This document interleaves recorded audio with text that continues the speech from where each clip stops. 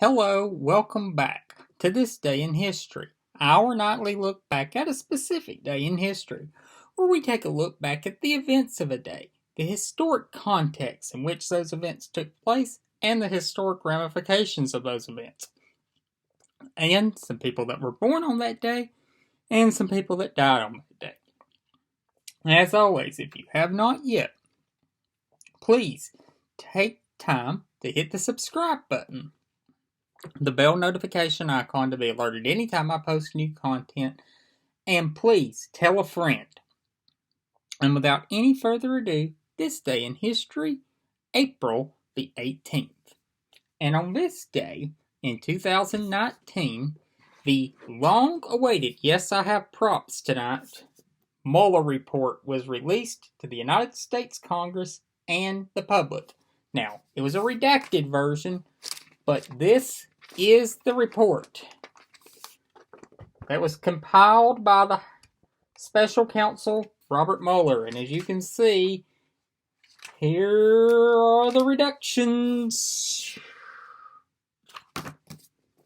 But the report concluded in Volume 1 that Russia did in fact interfere in the 2016 election in a significant way, and that the Trump campaign believed and welcomed these interferences because it believed it would help them.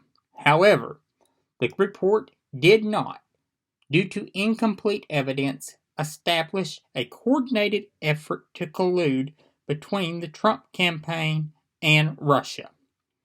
So, not a total vindication on collusion at all. Nowhere near. The second volume dealt with obstruction of justice. The report found 10 instances where the president, while president, could have obstructed justice, and one instance before he was elected. However, abiding by the OLC rule that says a sitting president cannot be indicted for a crime while sitting as president, did not cast a judgment on guilt. It did, though, present the 10 instances of obstruction of justice while in office and the one prior to taking office. The big takeaways from this report, in my opinion, was that one of the things that prevented the report from really going and saying the president obstructed justice, of course, was that OLC opinion, but also was the reluctance of Trump officials to follow his orders. He would tell them to do stuff, and they just simply wouldn't do it. And that was a big, startling revelation in the report, that Trump's worst inclinations had been stymied by officials. The instance of Trump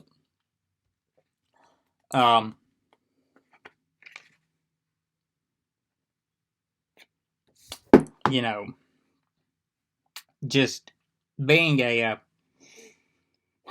welcoming Russian help was overwhelming. The Russia, are you listening?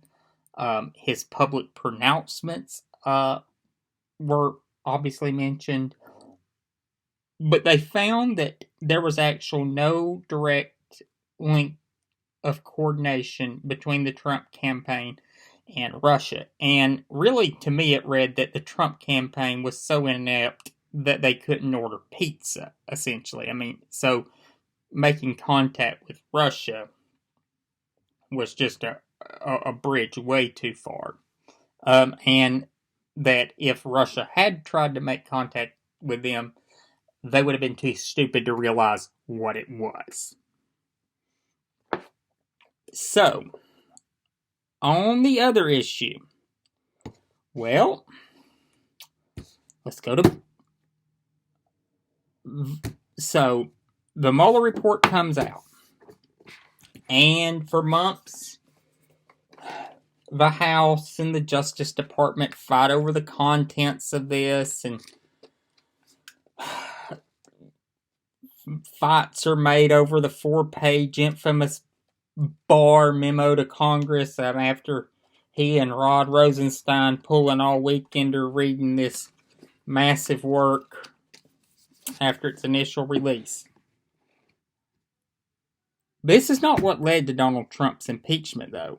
That comes one day after Robert Mueller testifies before Congress, and he has a call with the Ukrainian president. And we will cover that on the anniversary of that day. But this was not what led to his impeachment. However, Mitt Romney said that the report was very troubling.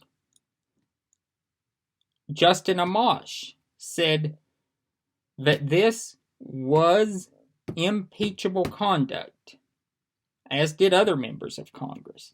But Amash was the only Republican, and it led to Amash leaving the Republican Party over his view on impeachment.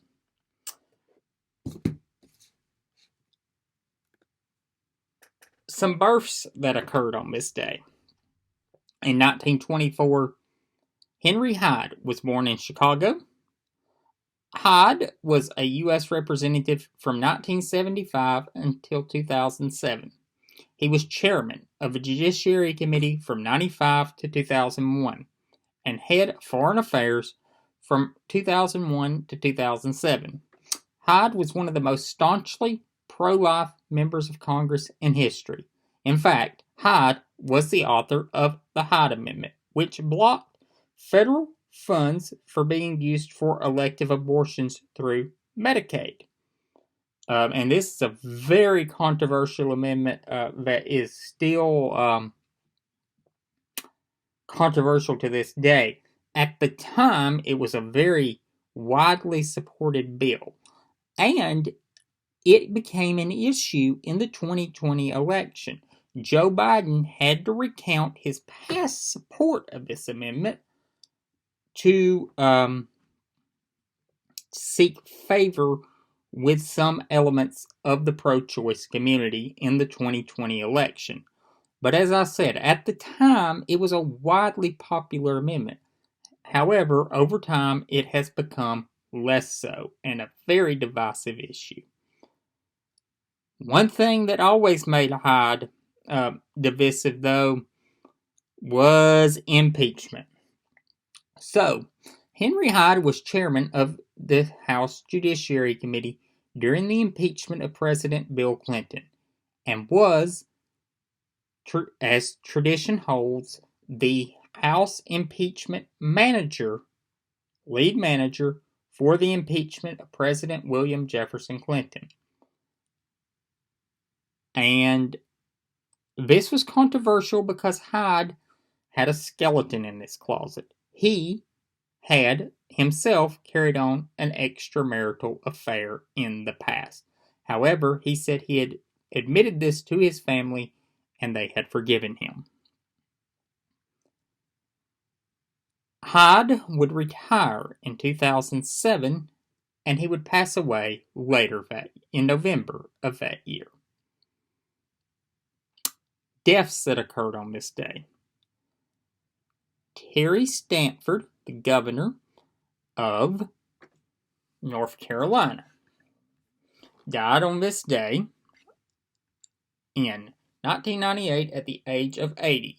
Stanford was governor of North Carolina from 1961 until 1965 and a U.S. senator from the state from 1986 to 1993. Stanford is a interesting figure because Stanford was one of the New South governors that emerged in the late 70s. Democratic governors who supported bringing the South into the 20th century.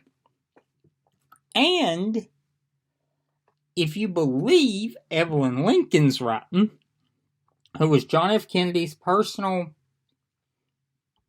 secretary, had Kennedy lived, Stanford would have replaced LBJ on the ticket in 1964.